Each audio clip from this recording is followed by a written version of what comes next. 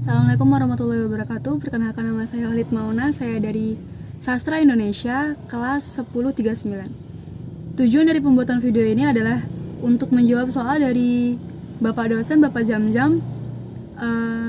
Yang pertama, soalnya gini.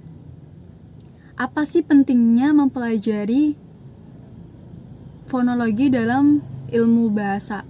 Menurut saya, ya sangat penting gitu, sebab fonologi itu kan mempunyai arti kajian bahasa yang mempelajari tentang bunyi-bunyi bahasa yang dihasilkan dari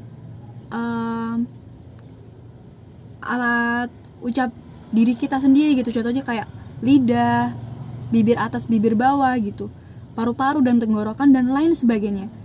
Jadi saat kita mengeluarkan bunyi bahasa, ya itu sangat jelas dan sangat jelas untuk dimengerti dan dipelajari gitu. Bagaimana cara pembentukan proses pembentukan bunyinya itu gitu.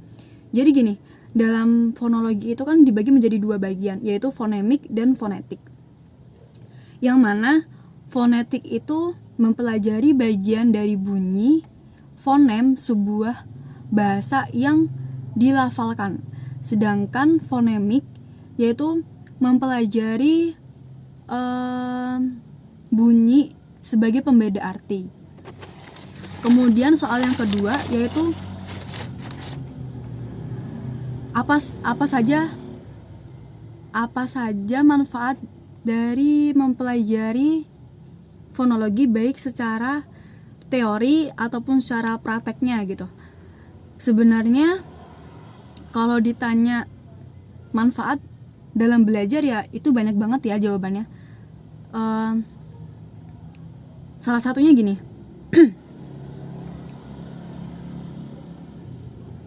Salah satunya mempelajari fonologi, kita itu bisa mengetahui soal struktur bahasanya. Mungkin itu aja sih jawaban dari saya. Yang ketiga yaitu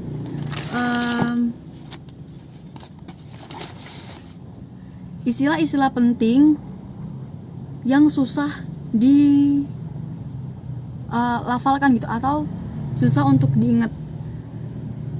Sebenarnya gini, istilahnya kan, istilah dalam fonologi itu kan banyak. Ada alofon, ada bial, terus kemudian ada diftong, ada ejaan, ada fon.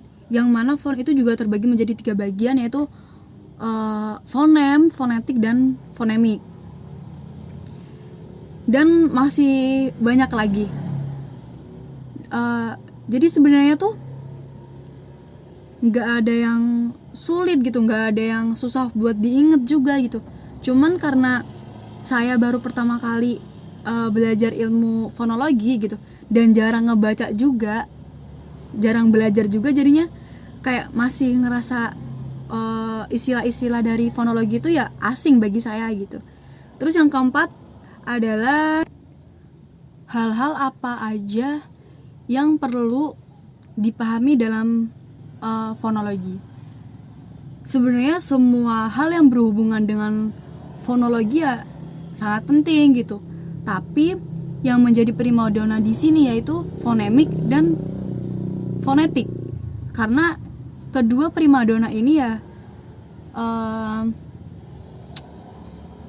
dari situ kita bisa memahami dan tahu gitu arti bunyi bahasa dan gimana proses pembentukan bunyinya gitu.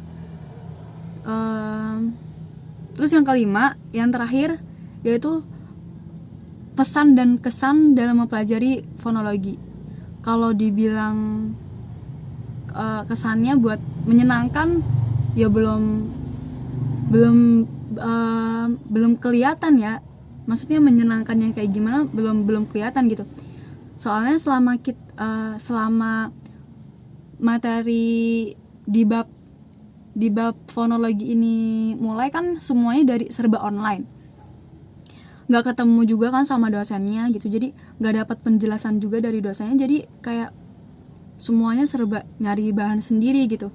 Tapi hikmahnya ya dengan nyari sendiri itu jadi tahu gitu tentang bahasa, bahkan kita dapat mengucapkan kalimat dengan baik dan benar.